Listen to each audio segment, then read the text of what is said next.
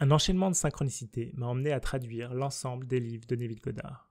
J'ai découvert Neville il y a 2 ans et traduire ses livres m'a permis de plonger encore plus profondément dans ses enseignements. Ça a été une expérience incroyable. Chaque livre a sa perspective spécifique et on y trouvera une compréhension légèrement différente, même si le fond de son enseignement pourrait être résumé par ces 2 phrases. La conscience est la seule et unique réalité. L'imagination crée la réalité. Je vais maintenant lire son premier livre, À votre commandement, écrit en 1939. Neville y parle de notre conscience d'être, cette présence en nous qui donne vie à toute manifestation de notre vie, les fondations pour comprendre notre pouvoir créateur. Il s'appuie sur ce qu'il appelle le plus grand texte scientifique jamais écrit, la Bible, et nous apporte une manière complètement différente de voir les choses, de ce qui est généralement accepté. Si tu souhaites une version électronique ou papier de cette traduction, ainsi que des autres livres de Neville, tu trouveras un lien en description. J'espère que tu apprécieras. Bonne écoute. À votre commandement. Avant-propos. Ce livre contient l'essence même du principe d'expression. Si je l'avais désiré, j'aurais pu développer ce livre à plusieurs centaines de pages, mais une telle expansion serait allée à l'encontre de l'objectif de ce livre.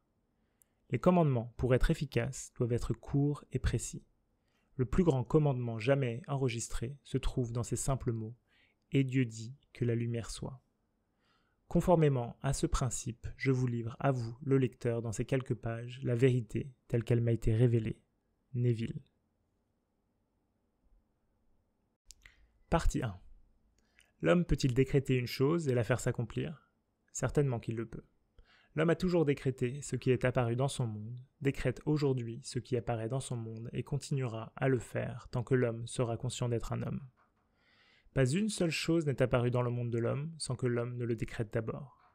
Vous pouvez nier cela, mais essayez autant que vous le souhaitez, vous ne pourrez pas le réfuter, car ce décret est basé sur un principe immuable. Ce ne sont pas par vos mots ou en affirmant à haute voix que vous commandez aux choses de se manifester. Ces vaines répétitions sont la plupart du temps la confirmation du contraire.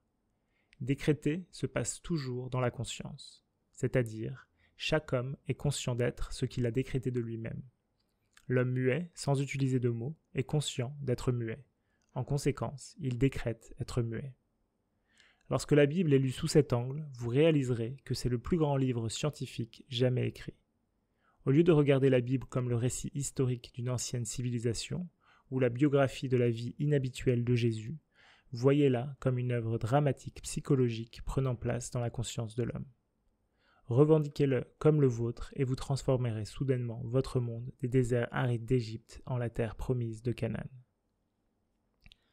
Tout le monde sera d'accord avec l'affirmation selon laquelle toutes choses ont été faites par Dieu, et que sans lui, rien ne peut être créé.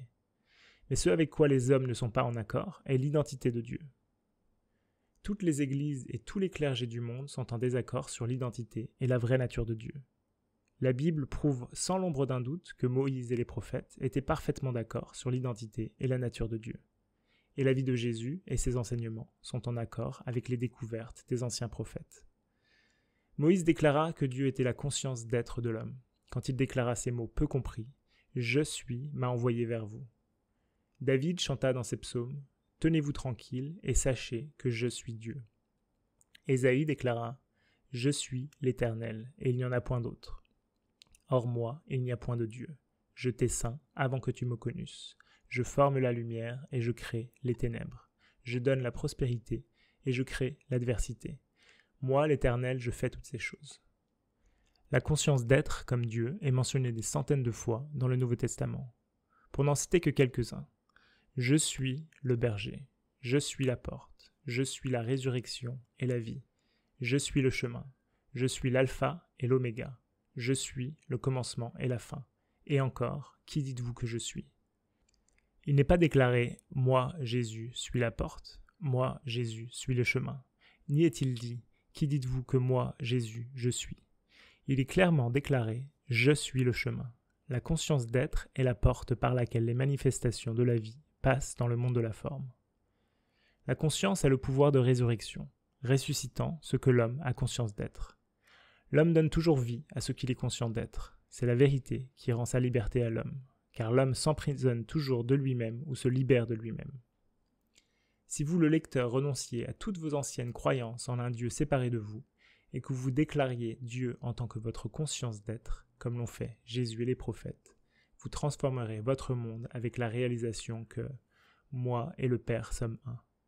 Cette déclaration « moi et mon Père sommes un, mais le Père est plus grand que moi » semble très confuse. Mais quand interprétée à la lumière de ce que l'on vient de dire concernant l'identité de Dieu, vous la trouverez très révélatrice. La conscience est en Dieu et comme le Père. Ce que vous êtes conscient d'être est le Fils qui témoigne de son Père. C'est comme le concepteur et ses conceptions. Le concepteur est toujours plus grand que ses conceptions, mais ne fait toujours qu'un avec elles. Par exemple, avant d'être conscient d'être un homme, vous avez d'abord conscience d'être. Ensuite, vous devenez conscient d'être un homme. Pourtant, vous restez le concepteur, plus grand que votre conception, l'homme. Jésus a découvert cette glorieuse vérité et s'est déclaré n'être qu'un avec Dieu. Pas un Dieu que l'homme avait façonné, car il n'a jamais reconnu un tel Dieu. Il disait, si jamais quelqu'un vient et dit, regardez ici et regardez là, ne le croyez pas, parce que le royaume de Dieu est en vous. Le paradis est en vous. C'est pourquoi, quand il est dit, il est allé vers son Père, cela vous indique qu'il s'est élevé dans la conscience au point où il était juste conscient d'être, transcendant ainsi les limites de sa conception actuelle de lui-même appelée Jésus. Dans la conscience d'être, toutes choses sont possibles. Il disait, tu décréteras une chose et elle s'accomplira. C'est sa volonté, s'élever dans la conscience jusqu'à ressentir le caractère naturel d'être la chose désirée. Comme il l'a exprimé, « Et moi, quand j'aurai été élevé de la terre, j'attirerai tous les hommes à moi. Si je suis élevé dans la conscience jusqu'au caractère naturel de la chose désirée, j'attirerai à moi la manifestation de ce désir. » Car il déclare, « Nul ne peut venir à moi si le Père qui m'a envoyé ne l'attire. Et moi et mon Père sommes un. » Par conséquent, la conscience est le Père qui attire à vous les manifestations de la vie. Vous êtes en ce moment même en train d'attirer dans votre monde ce que vous êtes maintenant conscient d'être. Vous pouvez alors voir ce que signifie. Vous devez naître de nouveau. Si vous n'êtes pas satisfait de votre expression actuelle dans la vie, la seule façon de la changer est de détourner votre attention de ce qui vous semble si réel dans votre vie et de vous élever en conscience vers ce que vous désirez être. Vous ne pouvez pas servir deux maîtres, donc détourner votre attention d'un état de conscience et la placer sur un autre, c'est mourir à l'un et renaître à l'autre. La question « Qui dites-vous que je suis ?» n'est pas adressée à un homme appelé Pierre par un homme appelé Jésus, c'est l'éternelle question adressée à soi-même par son être véritable. En d'autres termes, qui dites-vous que vous êtes ? Car votre conviction de vous-même, votre opinion sur vous-même, déterminera votre expression dans la vie. Il déclare « Vous croyez en Dieu, croyez aussi en moi ». En d'autres termes, c'est le moi en vous qui est ce Dieu. Prier, c'est alors se reconnaître comme étant ce que vous désirez être maintenant, plutôt que sa forme acceptée qui est de quémander un Dieu qui n'existe pas pour ce que vous désirez. Alors ne voyez-vous pas pourquoi les millions de prières sont sans réponse ? Les hommes prient un Dieu qui n'existe pas. Par exemple, avoir conscience d'être pauvre et prier un Dieu pour la richesse, c'est être récompensé par ce que l'on a conscience d'être, c'est-à-dire la pauvreté. Les prières, pour être efficaces, doivent revendiquer plutôt que supplier. Donc si vous priez pour la richesse, détournez-vous de votre image de pauvreté en niant l'évidence même de vos sens et assumez la nature d'être riche. On nous dit, lorsque vous priez, entrez en secret et fermez la porte. Et ce que votre Père voit en secret, il vous en récompensera ouvertement.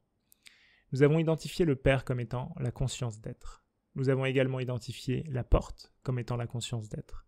Donc fermer la porte, c'est fermer la porte sur ce que je suis maintenant conscient d'être et affirmer maintenant être ce que je désire être. Au moment même où ma revendication est établie au point d'être une conviction, à ce moment-là, je commence à attirer à moi les preuves de ma revendication.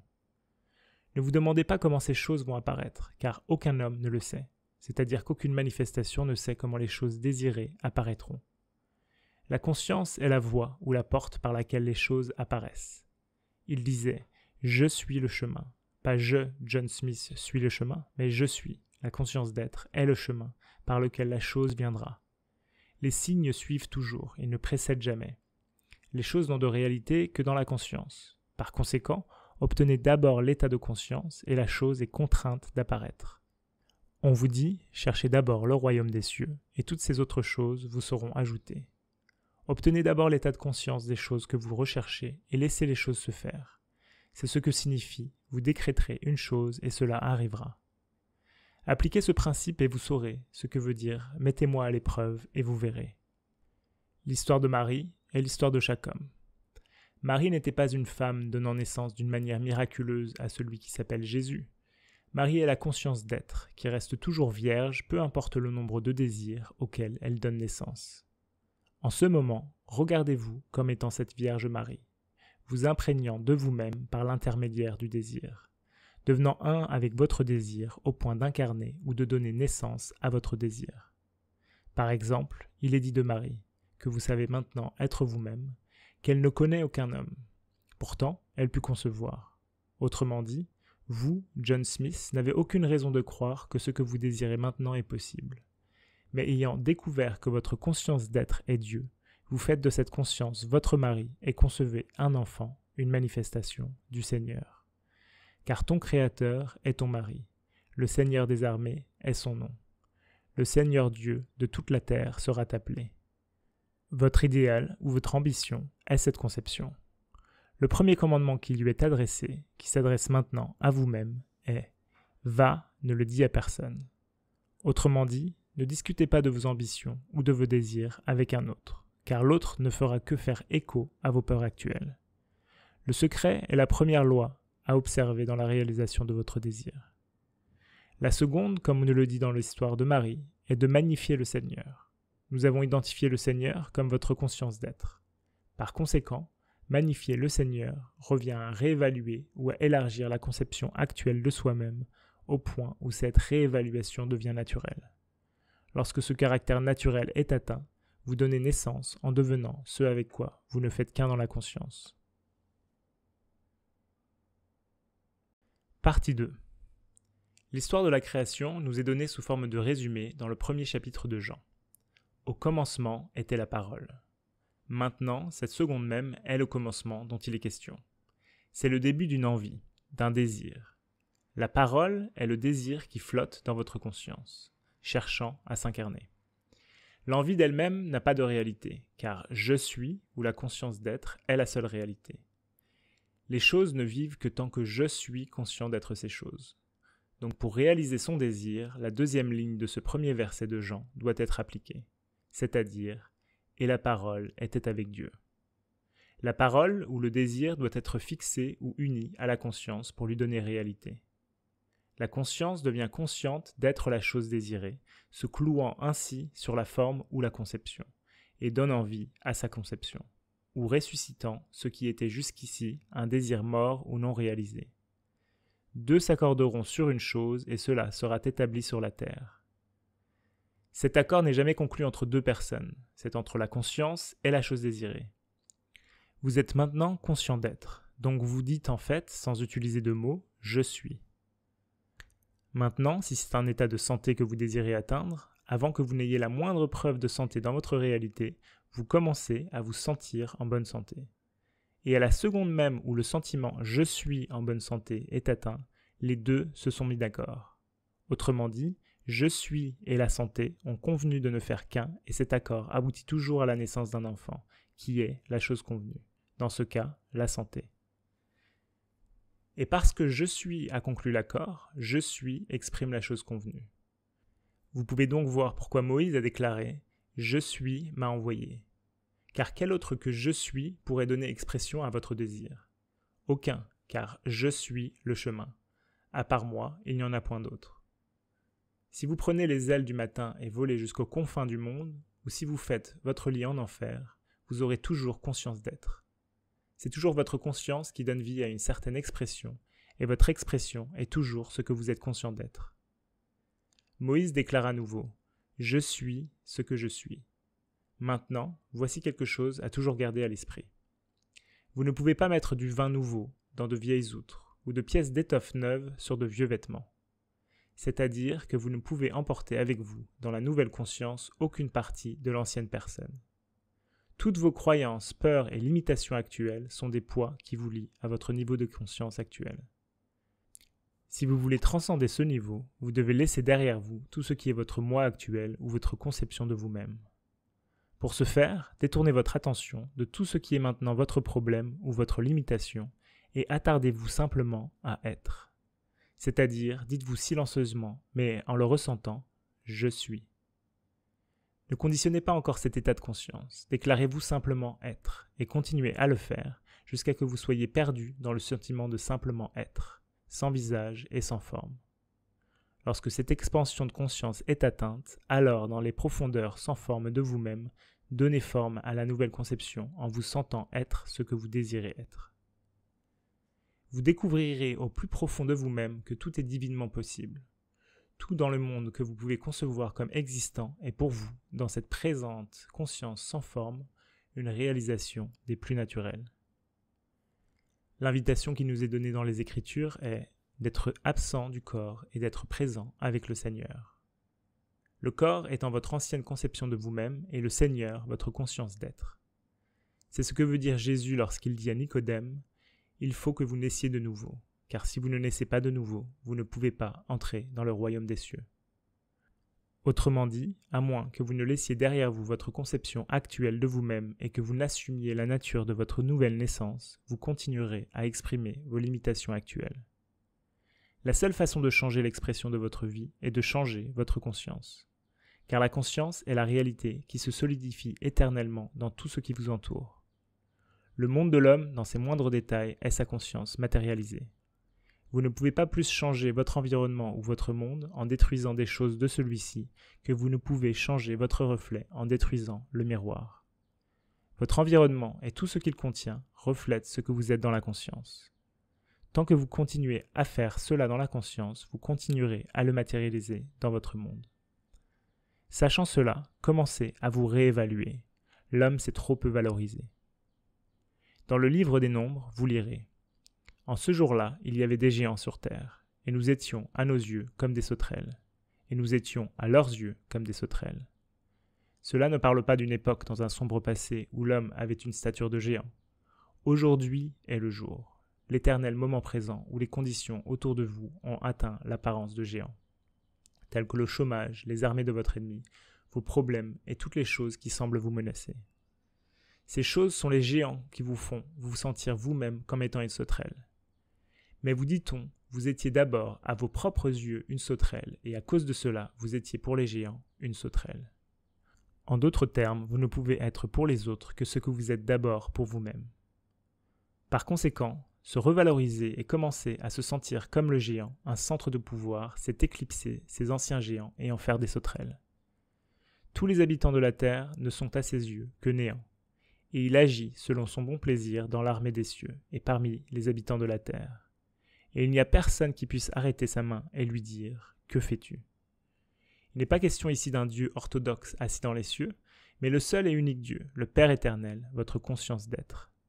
Alors éveillez-vous à votre pouvoir, non pas en tant qu'homme, mais en tant que votre véritable moi, une conscience sans visage et sans forme. Et libérez-vous de la prison dans laquelle vous vous êtes vous-même enfermé. Je suis le bon berger, je connais mes brebis et elles me connaissent. Mes brebis entendent ma voix, je les connais et elles me suivent. La conscience est le bon berger. Ce que j'ai conscience d'être, ce sont les brebis qui me suivent. Votre conscience est un si bon berger qu'il n'a jamais perdu l'une des brebis que vous êtes conscient d'être. Je suis une voix appelant dans l'étendue déserte de la confusion humaine ce que je suis conscient d'être. Et jamais il ne viendra un moment où ce que je suis convaincu d'être ne me trouvera. Je suis est une porte ouverte pour tout ce que je suis puisse entrer. Votre conscience d'être est Seigneur et berger de votre vie. Ainsi, le Seigneur est mon berger, je ne manquerai de rien, et maintenant vu dans sa vraie lumière comme étant votre conscience. Vous ne pourriez jamais avoir besoin de preuves ou besoin d'être conforté d'être ce que vous êtes conscient d'être. Ceci étant vrai, pourquoi ne pas prendre conscience d'être grand, aimant, riche, en bonne santé et de toutes les qualités auxquelles vous aspirez? Il est tout aussi facile de posséder la conscience de ces qualités que de posséder leurs opposés, car vous n'avez pas votre conscience actuelle à cause de votre monde. Au contraire, votre monde est ce qu'il est en raison de votre conscience actuelle. Simple, n'est-ce pas? Trop simple en fait pour la sagesse de l'homme qui tente de tout compliquer. Paul a dit de ce principe, c'est pour les Grecs ou la sagesse de ce monde une folie, et pour les Juifs ou ceux qui cherchent les signes un scandale. Avec pour résultat l'homme qui continue à marcher dans les ténèbres plutôt que de s'éveiller à l'être qu'il est. L'homme a si longtemps vénéré les images de sa propre fabrication qu'il trouve d'abord cette révélation blasphématoire, car elle signifie la mort de toutes ses croyances antérieures en un Dieu séparé de lui-même. Cette révélation apportera la connaissance que « moi et mon Père sommes un, mais mon Père est plus grand que moi ». Vous ne faites qu'un avec votre conception actuelle de vous-même, mais vous êtes plus grand que ce que vous êtes actuellement conscient d'être. Avant que l'homme puisse tenter de transformer son monde, il doit d'abord poser les fondations.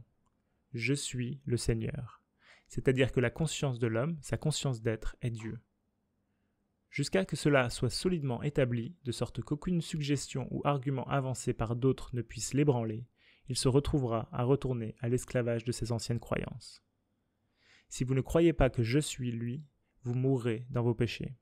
C'est-à-dire que vous continuerez à être confus et contrarié jusqu'à ce que vous trouviez la cause de votre confusion.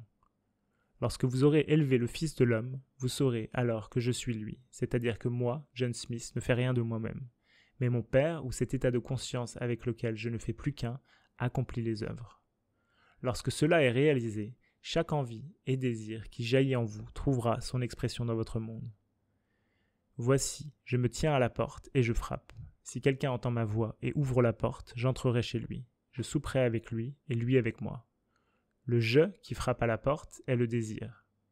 La porte est votre conscience. Ouvrir la porte, c'est devenir un avec ceux qui frappent à la porte, en se sentant être la chose désirée. Ressentir son désir comme une chose impossible à réaliser, c'est fermer la porte ou nier cette expression d'envie. S'élever en conscience jusqu'au caractère naturel de la chose ressentie, c'est ouvrir grand la porte et inviter celle-ci à s'incarner. C'est pourquoi il est constamment rapporté que Jésus quitta le monde de la manifestation et monta vers son Père. Jésus, comme vous et moi, a trouvé toute chose impossible à Jésus en tant qu'homme. Mais ayant découvert que son Père était l'état de conscience de la chose désirée, il n'a fait que laisser derrière lui la conscience d'être Jésus et s'est élevé dans la conscience jusqu'à cet état désiré et s'y est tenu jusqu'à ce qu'il devienne un avec lui. En ne faisant qu'un avec cela, il est devenu cela dans l'expression. C'est le message simple de Jésus à l'homme. Les hommes ne sont que des vêtements dans lesquels l'être impersonnel « je suis », la présence que les hommes appellent Dieu, habite. Chaque vêtement a certaines limitations. Afin de transcender ces limitations et d'exprimer ce que, en tant qu'homme, John Smith, vous vous trouvez incapable de faire, vous détournez votre attention de vos limitations actuelles ou de la conception que John Smith a de lui-même et vous fusionnez avec le sentiment d'être ce que vous désirez. Partie 3. Personne ne sait exactement comment ce désir ou cette conscience nouvellement atteinte s'incarnera, car je suis ou la conscience nouvellement atteinte a des voies que vous ne connaissez pas. Ces voies sont impénétrables. Ne spéculez pas sur le comment cette conscience s'incarnera, car aucun homme n'est assez sage pour savoir le comment. La spéculation est la preuve que vous n'avez pas atteint le caractère naturel d'être la chose désirée, et que vous êtes donc rempli de doutes. On vous dit, si quelqu'un d'entre vous manque de sagesse, qu'il la demande à Dieu, qui donne à tous, simplement et sans reproche, et elle lui sera donnée. Mais qu'il la demande avec foi, sans douter, car celui qui doute est semblable au flot de la mer, agité par le vent et poussé de côté et d'autre. Qu'un tel homme ne s'imagine pas qu'il recevra quelque chose du Seigneur. Vous pouvez voir pourquoi cette déclaration est faite, car ce n'est que sur le rocher de la foi qu'une chose peut être établie. Si vous n'avez pas la conscience de la chose, vous n'avez pas la cause ou le fondement sur lequel la chose est érigée. Une preuve de cette conscience établie vous est donnée dans les mots « Merci Père ». Lorsque vous entrez dans la joie de l'action de grâce, de sorte que vous vous sentiez vraiment reconnaissant d'avoir reçu ce qui n'est pas encore apparent au sens, vous êtes définitivement devenu un en conscience avec la chose pour laquelle vous avez rendu grâce. Dieu, votre conscience, ne peut être moqué. Vous recevez toujours ce que vous êtes conscient d'être, et personne ne rend grâce pour quelque chose qu'il n'a pas reçu. Merci mon Père n'est pas, comme beaucoup l'utilisent aujourd'hui, une sorte de formule magique. Vous n'avez jamais besoin de prononcer à haute voix les mots « Merci Père ». En appliquant ce principe alors que vous vous élevez en conscience jusqu'au point d'être vraiment reconnaissant et heureux d'avoir reçu la chose désirée, vous vous réjouissez automatiquement et remerciez intérieurement. Vous avez déjà accepté le présent qui n'était qu'un désir avant de monter en conscience. Et votre foi est maintenant la substance qui habillera votre désir. Cette montée en conscience est le mariage spirituel où deux s'accordent pour n'être qu'un, et leur forme ou image est établie sur terre. Car tout ce que vous demanderez en mon nom, je le ferai. Tout est une mesure assez importante, c'est l'inconditionnel. Il ne déclare pas si la société juge bon ou mauvais que vous le demandiez, cela dépend de vous. Le voulez-vous vraiment? Le désirez-vous? C'est tout ce qui est nécessaire. La vie vous le donnera si vous demandez en son nom. Son nom n'est pas un nom que l'on prononce avec les lèvres. Vous pouvez demander éternellement au nom de Dieu, de Jéhovah ou de Jésus-Christ, et vous demanderez en vain. Le nom signifie la nature. Ainsi, lorsque vous demandez dans la nature même d'une chose, les résultats suivent toujours. Demander au nom de, c'est s'élever en conscience et fusionner avec la chose désirée. Élevez-vous dans la conscience jusqu'à la nature même de la chose et vous deviendrez cette chose dans l'expression. Par conséquent, tout ce que vous désirez quand vous priez, croyez que vous les recevez et vous les recevrez. Prier, comme nous l'avons déjà établi, est une reconnaissance. L'injonction de croire que vous recevez est à la première personne, au présent. Cela signifie que vous devez être dans la nature des choses demandées avant de pouvoir les recevoir. Pour entrer facilement dans la nature d'une chose désirée, l'amnistie générale est nécessaire. On nous dit « Pardonnez si vous avez quelque chose contre quelqu'un, afin que votre Père aussi, qui est dans les cieux, vous pardonne. Mais si vous ne pardonnez pas, votre Père qui est dans les cieux ne vous pardonnera pas non plus. » Cela peut sembler être un Dieu personnel qui est satisfait ou mécontent de vos actions, mais ce n'est pas le cas. La conscience est en Dieu. Si vous entretenez dans la conscience quoi que ce soit contre l'homme, vous attachez cet état à votre vie. Mais libérer l'homme de toute condamnation, c'est vous libérer vous-même afin que vous puissiez vous élever à n'importe quel niveau nécessaire. Il n'y a donc aucune condamnation pour ceux qui sont en Jésus-Christ. Par conséquent, une très bonne pratique avant d'entrer dans votre méditation est d'abord de libérer toute personne du blâme. Car la loi n'est jamais violée, et soyez assurés que la conception de chaque homme de lui-même sera sa récompense. Vous n'avez donc pas à vous soucier de voir si l'homme obtient ou non ce que vous considérez qu'il devrait obtenir. Car la vie ne se trompe pas et donne toujours à l'homme ce que l'homme s'est d'abord donné. Cela nous amène à cette déclaration très abusée de la Bible sur la dîme. Des enseignants de toutes sortes ont asservi l'homme dans cette affaire de dîme. Car ne comprenant pas eux-mêmes la nature de la dîme et craignant eux-mêmes le manque, ils ont amené leurs disciples à croire qu'un dixième de leur revenu devait être donné au Seigneur. Ce qui signifie, comme il précise très clairement, que lorsque quelqu'un donne un dixième de son revenu à son organisation particulière, il donne sa 10e part ou sa dîme au Seigneur. Mais rappelez-vous, je suis le Seigneur. Votre conscience d'être est le Dieu auquel vous donnez, et vous donnerez toujours de cette manière. Par conséquent, lorsque vous revendiquez être quelque chose, vous avez donné cette revendication ou cette qualité à Dieu. Et votre conscience d'être, qui ne fait point exception de personne, vous reviendra pressée, secouée et débordante, avec cette qualité ou cet attribut que vous revendiquez pour vous-même. La conscience d'être n'est rien que vous ne puissiez nommer. Revendiquer que Dieu est riche, qu'il est grand, qu'il est amour, qu'il est sagesse, c'est définir ce qui ne peut être défini. Car Dieu n'est rien qui puisse jamais être nommé. La dîme est nécessaire et vous payez la dîme avec Dieu. Mais désormais, donnez à l'unique Dieu existant et veillez à lui donner la qualité que vous désirez exprimer en tant qu'homme, en vous proclamant grand, riche, aimant, sage. Ne spéculez pas sur la manière dont vont s'exprimer ces qualités ou revendications, car la vie procède d'une manière que vous, en tant qu'homme, ne pouvez connaître. Ces voies sont impénétrables. Mais je vous assure, le jour où vous revendiquerez ces qualités jusqu'à la conviction, vos revendications seront honorées. Il n'y a rien de caché qui ne doive être découvert. Ce qui est dit en secret sera proclamé sur les toits. Autrement dit, vos convictions secrètes à propos de vous-même, ces affirmations secrètes qu'aucun homme ne connaît, lorsque vous croyez réellement en elles, seront criées sur les toits dans votre monde. Car vos convictions de vous-même sont les paroles du Dieu en vous, lesquelles paroles sont esprit et ne peuvent vous revenir sans effet, mais doivent accomplir ce pourquoi elles ont été envoyées. Vous êtes en ce moment en train d'appeler de l'infini ce que vous êtes maintenant conscient d'être. Et pas un mot ou une conviction ne manquera de vous trouver. Je suis la vigne et vous êtes les branches. La conscience est la vigne, et les qualités dont vous êtes maintenant conscient d'être sont comme des branches que vous nourrissez et maintenez en vie. De même qu'une branche n'a de vie que si elle est enracinée dans la vigne, de même les choses n'ont de vie que si vous en êtes conscient. De même qu'une branche se dessèche et meurt si la sève de la vigne cesse de couler vers elle, de même les choses de votre monde disparaissent si vous détournez votre attention d'elles. Parce que votre attention est comme la sève de la vie qui maintient en vie et soutient les choses dans votre monde. Pour dissoudre un problème qui vous semble maintenant si réel, tout ce que vous faites, c'est en retirer votre attention. En dépit de son apparente réalité, détournez-vous-en dans la conscience. Devenez indifférent et commencez à ressentir que vous êtes ce qui serait la solution au problème. Par exemple, si vous êtes emprisonné, personne n'aurait à vous dire que vous devriez désirer la liberté. La liberté, ou plutôt le désir de liberté, serait automatique. Alors pourquoi regarder derrière les 4 murs de vos barreaux de prison ?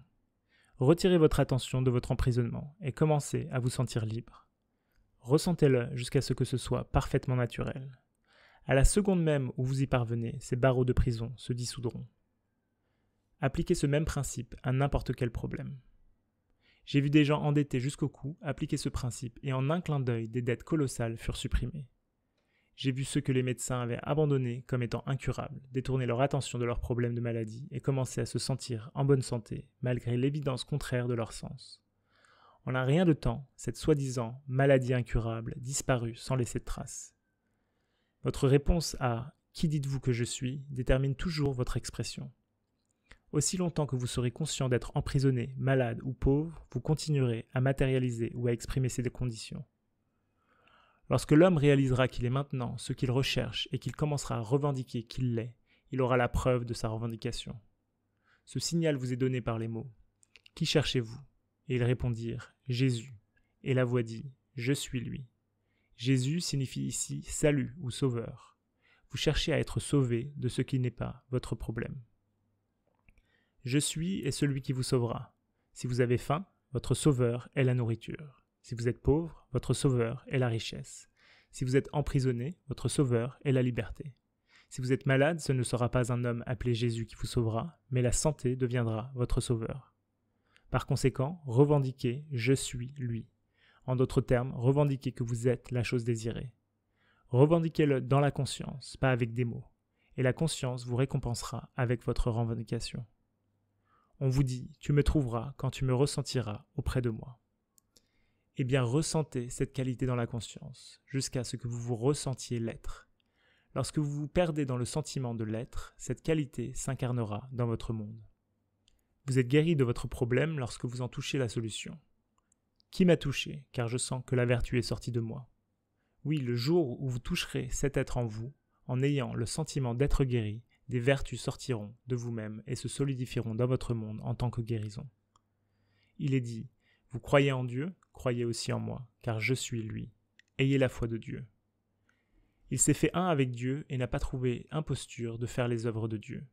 Allez-y et faites de même. Oui, commencez à croire que votre conscience d'être est Dieu.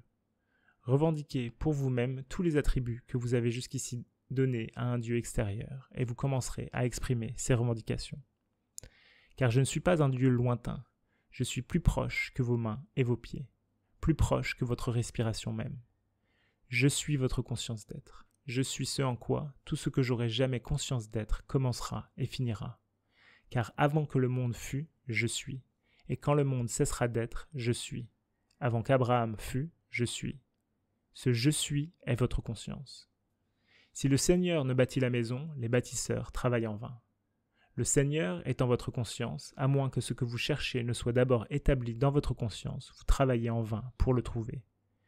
Toutes choses doivent commencer et finir dans la conscience. Ainsi, bienheureux est l'homme qui a confiance en lui-même, car la foi de l'homme en Dieu sera toujours mesurée par sa confiance en lui-même. Vous croyez en un Dieu, croyez aussi en moi. Ne placez pas votre confiance dans les hommes, car les hommes ne font que refléter l'être que vous êtes, et ne peuvent vous apporter ou vous faire que ce que vous vous êtes d'abord fait à vous-même. Aucun homme ne m'ôte la vie, je la donne de moi-même. J'ai le pouvoir de la donner et le pouvoir de la reprendre. Peu importe ce qui arrive à l'homme dans ce monde, ce n'est jamais un accident. Cela se produit sous la direction d'une loi exacte et immuable. Aucun homme, aucune manifestation, ne vient à moi si le Père en moi ne l'attire. Et moi et mon Père sommes un. Croyez en cette vérité et vous serez libre. L'homme a toujours blâmé les autres pour ce qu'il est, et continuera à le faire jusqu'à ce qu'il réalise être la cause de tout ce qui lui arrive. Je suis ne vient pas pour détruire, mais pour accomplir. Je suis, la conscience en vous, ne détruit rien, mais remplit toujours complètement les moules ou la conception que l'on a de soi-même. Il est impossible pour l'homme pauvre de trouver la richesse dans ce monde, peu importe à quel point il en est entouré, jusqu'à ce qu'il revendique d'abord la richesse. Car les signes suivent, ils ne précèdent jamais. Se débattre et se plaindre constamment des limitations de la pauvreté, tout en restant pauvre dans la conscience, c'est jouer au jeu de dupe. Les changements ne peuvent pas avoir lieu à partir de ce niveau de conscience, car la vie matérialise constamment tous les niveaux. Suivez l'exemple du fils prodigue. Réalisez que vous avez vous-même provoqué cette condition de perte et de manque, et prenez la décision en vous-même de vous élever à un niveau supérieur, où le veau gras, l'anneau et la robe attendent votre revendication. Il n'y eut pas de condamnation du fils prodigue quand il eut le courage de revendiquer cet héritage comme sien. Les autres ne nous condamneront que tant que nous continuerons dans ce pourquoi nous nous condamnons nous-mêmes. Ainsi, heureux celui qui ne se condamne pas lui-même en exerçant son discernement. Car pour la vie, rien n'est condamné, tout est exprimé. Partie 4.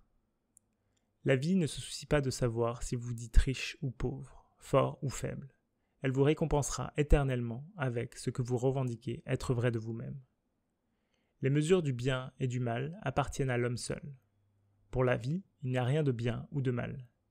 Comme Paul l'a déclaré dans ses lettres aux Romains, « Je sais et j'ai été persuadé par le Seigneur Jésus qu'il n'y a rien d'impur en soi. Mais pour celui qui considère qu'une chose est impure, pour lui, elle est impure. » Arrêtez de vous demander si vous êtes digne ou indigne de recevoir ce que vous désirez. Vous, en tant qu'homme, n'avez pas créé le désir. Vos désirs sont toujours façonnés en vous à cause de ce que vous revendiquez maintenant être. Quand un homme a faim, sans même y réfléchir, il désire automatiquement de la nourriture. Lorsqu'il est emprisonné, il désire automatiquement la liberté, et ainsi de suite. Vos désirs contiennent en eux-mêmes le plan de leur expression. Alors laissez tous les jugements de côté et élevez-vous en conscience au niveau de votre désir, et ne faites qu'un avec celui-ci en affirmant qu'il est déjà réalisé. Car ma grâce te suffit, car ma puissance s'accomplit dans la faiblesse. Ayez foi en cette revendication invisible jusqu'à ce que naisse en vous la conviction qu'il en est effectivement ainsi. Votre confiance dans cette revendication sera largement récompensée. Encore un peu de temps. Celui qui doit venir viendra, et il ne tardera pas. Mais sans foi, il est impossible de réaliser quoi que ce soit. C'est par la foi que nous reconnaissons que le monde a été formé par la parole de Dieu. Parce que la foi est la substance de la chose espérée, la preuve de la chose que l'on ne voit pas encore. Ne soyez pas anxieux ou préoccupés par les résultats. Ils suivront aussi sûrement que le jour suit la nuit. Considérez vos désirs, tous vos désirs, comme des paroles prononcées par Dieu, et chaque mot ou désir une promesse. La raison pour laquelle la plupart d'entre nous ne parviennent pas à réaliser nos désirs est que nous les conditionnons constamment. Ne conditionnez pas votre désir, acceptez-le simplement comme il vient à vous. Rendez grâce pour celui-ci au point d'être reconnaissant de l'avoir déjà reçu, puis poursuivez votre chemin en paix. Une telle acceptation de votre désir est comme semer une graine fertile, dans un sol préparé. Car lorsque vous pouvez semer la chose désirée dans la conscience, confiant qu'elle apparaîtra, vous avez fait tout ce qu'on attendait de vous. Mais s'inquiéter ou se préoccuper du comment, de la maturation de votre désir, c'est tenir ces graines fertiles sous emprise mentale, et par conséquent ne jamais les avoir semées dans le sol de la confiance.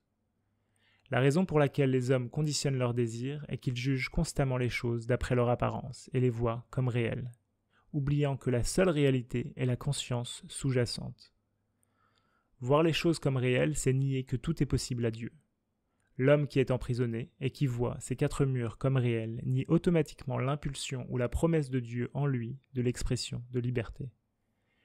Une question souvent posée lorsque cette déclaration est faite est « Si le désir d'une personne est un don de Dieu, comment pouvez-vous dire que si l'on désire tuer un homme, un tel désir est bon et donc envoyé par Dieu ?»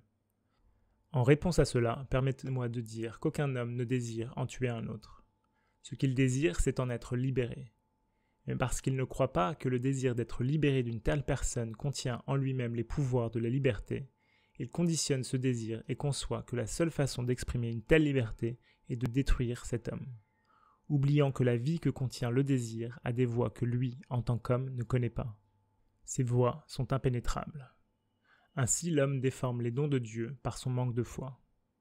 Les problèmes sont les montagnes dont on parle et qui peuvent être déplacées si l'on n'a que la foi d'un grain de moutarde. Les hommes abordent leurs problèmes comme le fait la vieille dame qui, assistant au service et en entendant le prêtre dire « Si vous n'aviez que la foi d'un grain de moutarde, vous diriez à cette montagne « Enlève-toi » et elle serait enlevée. Et rien ne vous serait impossible. Cette nuit-là, alors qu'elle récitait ses prières, elle a cité cette partie des Écritures et s'est couchée dans ce qu'elle pensait être la foi. En se levant le matin, elle se précipita à la fenêtre et s'exclama « Je savais que cette montagne serait toujours là. » Car c'est ainsi que l'homme aborde son problème. Il sait qu'ils seront toujours là. Et parce que la vie ne fait point exception de personne et ne détruit rien, elle continue à maintenir en vie ce qu'il a conscience d'être ou d'avoir. Les choses ne disparaîtront que lorsque l'homme changera de conscience. Niez-le si vous le voulez, cela reste tout de même un fait que la conscience est la seule réalité, et que les choses ne font que refléter ce que vous êtes dans la conscience. Ainsi l'état céleste que vous recherchez ne se trouvera que dans la conscience, car le royaume des cieux est en vous. Comme c'est toujours sur terre que la volonté du ciel se réalise, vous vivez aujourd'hui dans le ciel que vous avez établi en vous. Car ici, sur cette terre même, votre ciel se révèle. Le royaume des cieux est vraiment à portée de main. Maintenant est le moment accepté. Alors créez un nouveau ciel, entrez dans un nouvel état de conscience, et une nouvelle terre apparaîtra. Les choses anciennes passeront, on ne s'en souviendra plus, et elles ne viendront plus à l'esprit. Car voici, votre conscience, viens bientôt, et ma récompense est avec moi. Je suis sans nom, mais j'assumerai chaque nom, chaque nature, par lequel vous m'appellerez. Souvenez-vous que c'est de vous-même dont je parle en tant que moi.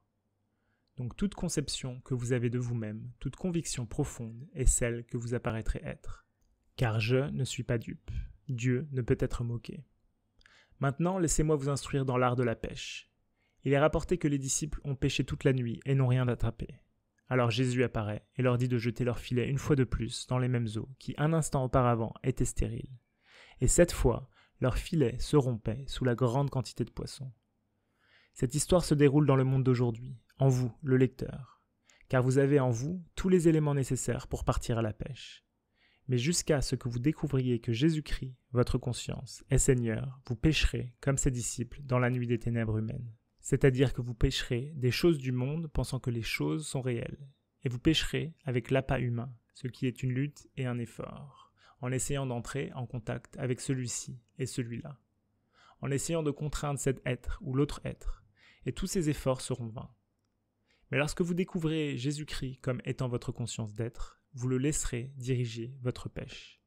Et vous pêcherez dans la conscience les choses que vous désirez. Car votre désir sera le poisson que vous attraperez, car votre conscience est la seule réalité vivante. Vous pêcherez dans les eaux profondes de la conscience. Si vous voulez attraper ce qui est au-delà de votre capacité actuelle, vous devez vous lancer dans des eaux plus profondes, car dans votre conscience actuelle, de tels poissons ou désirs ne peuvent pas nager. Pour vous lancer dans des eaux plus profondes, vous laissez derrière vous tout ce qui est maintenant votre problème actuel ou votre limitation, en retirant votre attention de celui-ci. Tournez complètement le dos à tous les problèmes et limitations que vous possédez maintenant. Attardez-vous sur le simple fait d'être, en vous disant « je suis, je suis, je suis ». Continuez à vous déclarer être, ne conditionnez pas cette déclaration. Continuez simplement à vous sentir être, et sans avertissement, vous vous retrouverez à couper le cordage qui vous liait à la surface de vos problèmes et à sortir dans les profondeurs. Cela s'accompagne généralement d'un sentiment d'expansion. Vous vous sentirez grandir comme si vous grandissiez réellement. N'ayez pas peur car il faut du courage. Vous n'allez pas mourir en raison de vos anciennes limitations, mais elles vont mourir à mesure que vous vous éloignez d'elles, car elles ne vivent que dans votre conscience. Dans cette conscience profonde ou élargie, vous découvrirez un pouvoir dont vous n'aviez jamais rêvé auparavant. Les choses désirées avant que vous ne quittiez les rivages de la limitation sont les poissons que vous allez attraper dans ces profondeurs. Parce que vous avez perdu toute conscience de vos problèmes et de vos barrières, c'est maintenant la chose la plus facile au monde de vous sentir ne faire qu'un avec les choses désirées. Parce que je suis, votre conscience, est la résurrection et la vie. Vous devez attacher ce pouvoir ressuscitant que vous êtes à la chose désirée si vous voulez la faire apparaître et vivre dans votre monde. Maintenant, vous commencez à assumer la nature de la chose désirée en vous disant « Je suis riche, je suis libre, je suis fort ». Lorsque ces sentiments sont fixés en vous, votre être sans forme prendra sur lui les formes des choses ressenties. Vous devenez crucifié par les sentiments de richesse, de liberté et de force. Restez enseveli dans le calme de ces convictions. Alors comme un voleur dans la nuit et au moment où vous y attendez le moins, ces qualités ressusciteront dans votre monde en tant que réalité vivante. Le monde vous touchera et verra que vous êtes de chair et de sang, car vous commencerez à intégrer la nature de ces qualités nouvellement appropriées. C'est l'art de pécher avec succès les manifestations de la vie.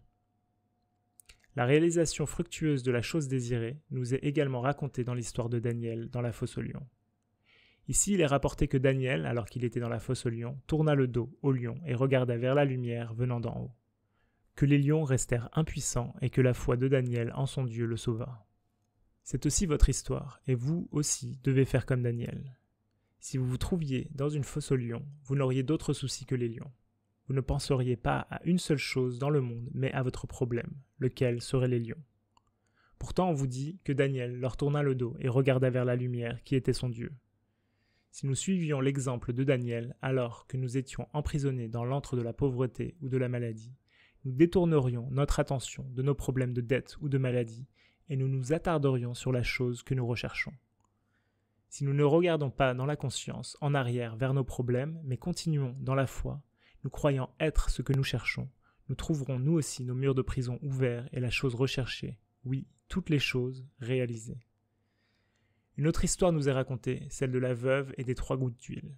Le prophète demanda à la veuve « Qu'as-tu dans la maison ?» Et elle répond « 3 gouttes d'huile. » Il lui dit alors « Va emprunter des récipients, ferme la porte, après être entré dans ta maison, et commence à verser. » Et elle versa ces 3 gouttes d'huile dans tous les récipients empruntés, les remplissant à pleine capacité avec cette huile. Vous, le lecteur, êtes cette veuve. Vous n'avez pas de mari pour vous féconder ou vous rendre fructueux, car une veuve est un état stérile. Votre conscience est maintenant le Seigneur ou le prophète qui est devenu votre mari. Suivez l'exemple de la veuve qui, au lieu de reconnaître un vide ou le néant, a reconnu ce dont elle disposait, 3 gouttes d'huile. Puis le commandement qui lui est adressé, va à l'intérieur et ferme la porte, c'est-à-dire fermez la porte d'essence qui vous parle de vos récipients vides, de vos dettes et problèmes. Lorsque vous avez complètement détourné votre attention en bloquant l'évidence d'essence, commencez à ressentir la joie, symbolisée par l'huile, d'avoir reçu les choses désirées. Lorsque l'accord est établi en vous jusqu'à ce que tous les doutes et peurs soient passés, alors vous aussi, vous remplirez tous les récipients vides de votre vie et aurez une abondance débordante. La reconnaissance est le pouvoir qui donne vie dans le monde. Chaque état que vous avez jamais reconnu, vous l'avez incarné. Ce que vous reconnaissez comme vrai de vous-même aujourd'hui est ce dont vous faites l'expérience. Soyez donc comme la veuve, reconnaissez la joie, si petits soient les débuts de cette reconnaissance, et vous serez généreusement récompensé, car le monde est semblable à une loupe, grandissant tout ce que vous êtes conscient d'être. Je suis l'Éternel, le Dieu qui t'a fait sortir de la terre d'Égypte, hors de la maison de servitude. Tu n'auras pas d'autre Dieu que moi. Quelle glorieuse révélation, votre conscience maintenant révélée comme le Seigneur votre Dieu. Venez, réveillez-vous de votre rêve d'être emprisonné. Réalisez que la terre est à vous, et sa plénitude, le monde et tout ce qui l'habite. Vous êtes devenu tellement empêtré dans la croyance que vous êtes un homme, que vous avez oublié l'être glorieux que vous êtes. Maintenant, avec votre mémoire restaurée, décrétez l'apparition de l'invisible, et il devra apparaître, car toutes choses sont obligées de répondre à la voix de Dieu, votre conscience d'être. Le monde est à votre commandement.